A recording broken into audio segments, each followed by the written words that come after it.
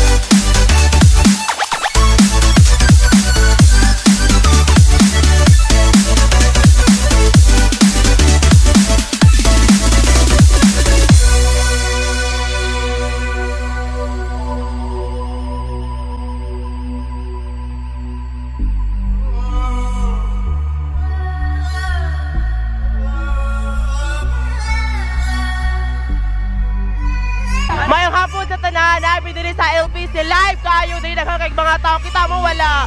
So na ako din para interview og tao. So dara di ay hi, mayong hapon di ay ma'am. Usa ka na to? Ako di ay singkuan. Kasi nga na po, Maricar. Say nakahuna-huna ari mo? Si Wilson. Tingog sa man mo si Wilson ma'am. Usa man sa diri sa LPC?